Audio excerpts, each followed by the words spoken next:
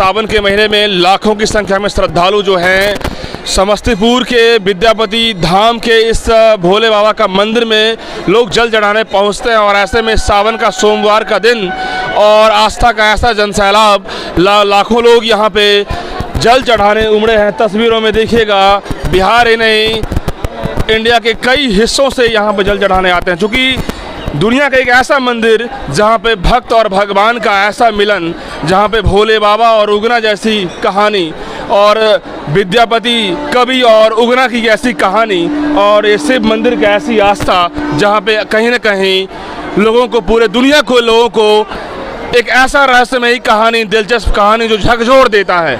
इस कहानी और ये कहानी विद्यापति कवि के ही समय से शुरुआत हुई और भोले बाबा का यहाँ पे अवतरित हुआ। क्या कहेंगे? विद्यापति बहुत महान व्यक्ति थे जिनके यहाँ शंकर भगवान खुद नौकरी करने के लिए आए। भक्त भगवान का ये नगरी है। जो भी भक्ति अपना श्रद्धा से आते हैं मनोकामना पूर्ण होता है और भोला बाबा जो मांगता है वही इच्छा पूरा होता है। मतलब कि सीधे मनोकामना पूर्ण होता है। मनोकामना पूर्ण मंदिर है। लोग दूर दराज से आते हैं, बहुत देश विदेश से लोग आता है। नहीं हो तो 70-80 हजार आदमी जल महादेव को अभिषेक किए। जिस तरीके से देवघर में लाखों श्रद्धालु सावन के महीनों में जा रहे हैं, ठीक उसी तरीके से यहाँ भी वैसे ही भीड़ दिखती नजर आ रही है। यहाँ बगल में चामत घाट है और झमटिया घाट है। और अयोध्या घाट से जल बाबा को उठाते हैं और बाबा विद्यापति उगना महादेव को जल चढ़ाते हैं। अच्छा, उगना और विद्यापति जी का यहाँ पे गहरा संबंध है और ऐसा उगना के नाम से बाबा भोले प्रकट हुए थे। ऐसा विद्यापति जी थे ना, शंकर भगवान उनके यहाँ आए थे नौकरी करने के लिए।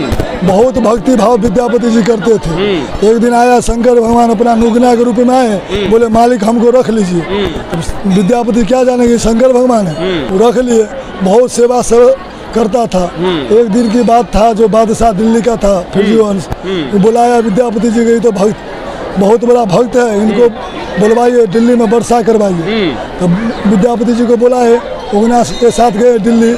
जब दिल्ली में बोले विद्यापति जी का वर्षा करवाइए, सब साधु संत को रिहा कर देंगे, सब साधु संत को बंदी बना लिए थे। तो विद्यापति उगना के भजन गाने लगे, बड़ो सुख सारथी परो तू मीरे, छन निकट नयन मोरे नीरे। अच्छा, बरसुख सार पावल तू तीरे, छन निकट नयन मोरे नीरे। क्या बात है। जब वो गाए तो साथ में शंकर भगवान है, कहला ने वर्षा होगा, इतना ने वर्षा होने लगा जो दिल्ली डूबने लगा। दिल्ली डूबने लगी तो बादशाह बोला विद्यापति जी के जल को बंद करवाइए, विद्यापति जी बंद करवाइए। तो जब बंद करवाए तो विद्यापति जी बंद करवा दिए, वहाँ से साधु संत को रिहा कर दिए। जब रास्ते में लौट रहे थे तो विद्यापति जी को कस को प्यास लग गया। तो विद्यापति उगना से बोला, अरे उगना जल लाओ नहीं तो वहीं पर दम तोड़ देंगे। वो तो शंकर भगवान थे। बहुत दूर जाके वो वृक्ष के पीछे ना वो गए, अपना शंकर रूप में आए, अपना जटा से जल भरे और जाके विद्यापति जी को पिलाने लगे। जब विद्यापति एक बूंद मुंह में लेते, अरे पूरा जंगल झाड़ में ये गंगा जल कहाँ से तुरल ले, तो अपना असलियत बताओ। विद्यापति जी बोले तो अपना असलियत बताओ, नहीं तो अभी तुम्हारे साथ फेनु दम तोड़ देंगे। शंकर जी अपना रूप में आ गए तो विद्यापति जी उनके पैर पर गिर गए। जब पैर पर गिर गए तो या तो शंकर जी को सत्य करवा लिए उनसे, आज के बाद हम आप जानते हैं, आज के बाद किसी को बात बताइएगा हम शंकर भगवान है, आपके यहाँ समंतर ध्यान हो जाएंगे। अच्छा, अब तो विद्यापति जी जान गए शंकर भगवान है, आप उनसे तो नौकरी करवाना नहीं चाहते हैं। एक दिन के बात हुआ, विद्यापति जी अपने छैला चिर रहे थे और शंकर भगवान बैठे हुए थे। उससे कन्या देखी, अरे मालिक छैला चिरे नौकरवा हमारे बैठल है। तो जलता हुआ एगो लकड़ी आँच लगा हुआ, तो जलता हुआ लकड़ी निकाले। जब मारने के लिए चाहा ना उगना को, तो विद्यापति जी का मुंह से निकल जाता है, साक्षात शंकर पर पड़ा। उखने शंकर भगवान अंतर ध्यान हो जाते हैं। वही वियोग में विद्यापति जी 20 ग्राम से बोले पैदल आए। अब यहाँ पर उनका पालकी रख दिए, उनका पालकी रख दिए। तो बोला जब हम वहाँ से यहाँ आ सकते हैं, मेरे लिए गंगा इतना दूर नहीं आ सकते हैं। गंगा चामत घाट से बाया होते हुए फोड़ते हुए यहाँ पर समाधि दोनों आदमी एक साथ लिए। बोले अंतिम आपको दर्शन देंगे, वही समाधि स्थल है। अच्छा, यहीं पे विद्यापति जी का समाधि स्थल है? यही समाधि स्थल है विद्यापति। क्या बात है, यानी कि समाधि स्थल की पूजा अर्चना होती है? हाँ, भक्त भगवान समाधि स्थल के। अच्छा, यानी कि भक्त के साथ भोले बाबा का यहाँ पे पूजा होता है? ऐसा एक भी मंदिर है जहाँ भक्त भगवान का पूजा होता है। विश्व का पहला ऐसा मंदिर जहाँ पे भक्त और भगवान दोनों के साथ पूजा की जाती है। पहले भक्त का पूजा होता है तो भगवान का पूजा होता है। क्या बात है, जैसे कि अद्भुत आस्था का मंदिर है दोस्तों। भक्त और भगवान का ऐसा मंदिर जहाँ पे आस्था का सैलाब होता है। हमारे हिंदुस्तान के अंदर में हिंदुत्ववादी लोग ऐसा पहला मंदिर में आते हैं जहाँ पे भक्त और भगवान की पूजा अर्चना एक साथ करते हैं। यानी कि भक्त जो है विद्यापति कवि हैं और भगवान साक्षात भोले बाबा है, जहाँ पे यहाँ पे पूजा जल चढ़ाने लोग लाखों की संख्या में आ रहे हैं। बिहार ही नहीं, बिहार के बाहर देश से कोने कोने से और विश्व के कोने कोने से लोग यहाँ आते हैं। और भी लोगों से हम जानेंगे और लोग यहाँ पे जितने भी लोग हैं उनसे हम जानने का प्रयास करेंगे। बाबा कहाँ से आए हैं? हम तो अभी गंगा घाट से आए हैं। अच्छा, ऐसी आस्था है कि यहाँ पे जो आते हैं उनका मनोकामना पूरी होती है क्या? बिल्कुल पूरी होती है। आप लोग बराबर आते हैं? हाँ, हमेशा आते रहते हैं। क्या कहिएगा इस मंदिर के बारे में? मंदिर के हमारे बड़े बुजुर्ग हैं जो यहाँ पूजते आए हैं, उसी आस्था लेके हम लोग भी पूज रहे हैं। आप लोग भी पूजते आए हैं जी। अच्छा आप लोग भी पूजा अर्चना लोग यहाँ कर रहे हैं और भी लोगों से हम बात करेंगे। देखिए दूर दूर से लोग आए हैं। आप लोग भैया कहाँ से आए हैं यहाँ? हम दरभंगा से आए हैं। दरभंगा से बराबर आते हैं यहाँ पे? हाँ, बराबर आते हैं। मंदिर की खासियत बहुत रहस्यमयी है, आप लोग क्या जानते हैं?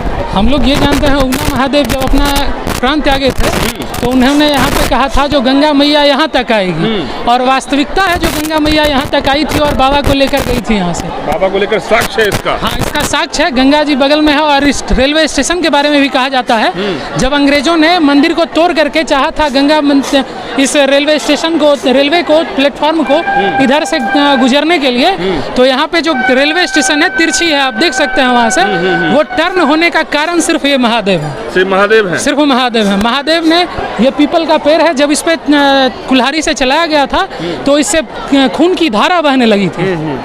और यही मिथिलांचल की धरती है जहां अंग्रेज हार माने थे और अपना रेलवे लाइन उधर से घुमा के ले गई थी। अच्छा, ये बाबा का महिमा है। मतलब इतिहास बड़ी पुरानी है और बहुत पुरानी है और खास है, बहुत खास है बाबा का महिमा। अच्छा, यहाँ पे तो देवघर में जितने लाखों लोग श्रद्धालु जाते हैं, जल चढ़ाते हैं, तो ठीक उस तरह से यहाँ भी वैसे ही भीड़ दिखती है? हाँ, वहाँ यहाँ भी उसी तरह से भीड़ दिखती है। यहाँ झमटिया से आदमी गंगा जल उठाते हैं और वहाँ से पैदल यहाँ आके जल चढ़ाते हैं। यहाँ गंगा जी हैं, गंगा जी में स्नान करके सबको यहाँ आते हैं, जल चढ़ाते हैं। अच्छा, ये जो गंगा जी हैं वो बड़ी नदी है या छोटी नदी है? बड़ी नदी।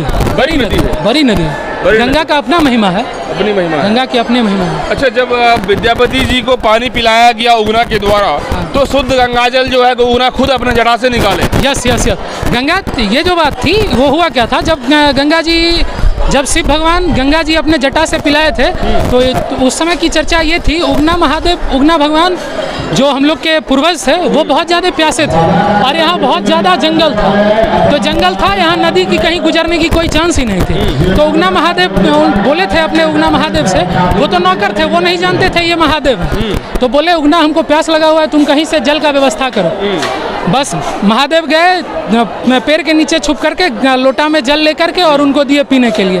बाबा जैसे ही ग्रहण किए बोले ये तो साक्षात गंगा जी का पानी है, तुम बताओ सच सच तुम हो कौन? तो शिव जी ने एक शर्त रखी थी, जो आपको हम अपना विशिष्ट रूप दिखाएंगे लेकिन आप किसी के पास चर्चा नहीं कीजिएगा, अगर जिस दिन चर्चा कीजिएगा हम यहाँ से चले जाएंगे। राज की बात राज रहने दो, राज की बात राज रहने दो। लेकिन बाबा ऐसा हुआ, जो बाबा गंगा जल वहाँ से पी के बाबा गए घर, उगना महादेव भी उनके सेवा में, उगना महादेव चले गए उगना के घर। एक दिन क्या हुआ, किसी कारण से सब्जी लाने में लेट हो गई और उगना जो विद्यापति जी हैं उनकी वाइफ उनको झाड़ू से मारी। उसी दिन ये कहानी खत्म? बस उसी दिन ये हुआ, जो उगना महादेव विद्यापति जी बोले हाय रे हाय, ये क्या हो गया, महादेव को आपने पीट रहे हो झाड़ू से। बस उसी दिन से उगना महादेव चले गए। उसी पे विद्यापति जी ने ये गाना गाया था, रे उगना रे मोरा कतौगल। बिल्कुल, तो ये आस्था का ये इतने बड़ी केंद्र का ये गाने भी। आप लोग कहाँ से आए हैं? दरभंगा से। अच्छा, इस मंदिर में बराबर पूजा अर्चना करते हैं? अच्छा, मंदिर की खासियत है बाबा विद्यापति और उगना महादेव के नाम आप लोग बराबर आते हैं, तो आखिर क्या इस मंदिर में कुछ शक्ति मिलता है? शक्ति तो धर्म से ही मिल जाता है। अच्छा, भावना होना चाहिए, सच्चा भावना होनी चाहिए, सच्ची। अच्छा, ये मंदिर देवघर से भी अजीब, मतलब खास मंदिर लग रहा है यहाँ पे। हर जगह का अपना एक महत्व होता है। तो इनका भी एक अपना महत्व है और देवघर का भी अपना मनोकामना जो पूरा होता है यहाँ पे, हर जगह अपना मन्नत मांगते हैं आप लोग, पूजा हो जाता है। बहुत दिन से आप लोग आ रहे हैं ना? हाँ, कभी कभी और भी लोग हैं। ये पानी कहाँ से इतनी आ रही है मुझे नहीं मालूम है। भैया, ये पानी कहाँ से इतनी आ रही है? गंगा जल है, पानी कहाँ है, गंगा जल है ना। बाबा को जो चढ़ाया हुआ जल है। अच्छा, बाबा को जल चढ़ाया जाता है वही। हाँ, वो नाला जाम हो गया है, नाला जाम हो गया इसी वजह से है। अच्छा, नाला जाम हो गया। हाँ अच्छा, भोले बाबा का मंदिर हो रहा है। हाँ। अच्छा, आइए भोले बाबा का मंदिर की तस्वीर देखिए, कितनी भीड़ है यहाँ पे। कई महिला जवान को जो है अपॉइंटेड किया गया है। लोग इस मंदिर के गर्भगृह में जा रहे हैं। भीषण गर्मी है और इस भीषण गर्मी में सावन का ये सोमवार का दिन, और ऐसे में भक्त का जन सैलाब, और दूर दराज से लोग जब आते हैं तो कहीं न कहीं हमारे इस सावन के महीने में एक अद्भुत नज़ारा देखने को मिलता है। दूर दराज से जो लोग आ रहे हैं, ज़रा उनसे हम बात करेंगे। आप लोग भगवानपुर कहाँ? भगवानपुर तो बराबर आते हैं यहाँ? नहीं, पहली बार। पैदल आते हैं? नहीं पैदल। गाड़ी से आते हैं? हाँ। मंदिर बहुत रहस्यमयी है, बहुत मतलब मंदिर जो है आस्था से भरा हुआ है ना। आप लोग भी मन्नत मांगते हैं और पूरा होता है? हाँ, पूरा होता तब ना आए। तब आए? हाँ। पूरा नहीं होगा? अरे खुशी से ना आए हैं, पूरा हुआ था ऐसे तो नहीं है इतना। अच्छा, मंदिर में मन्नत मांग नहीं हम लोग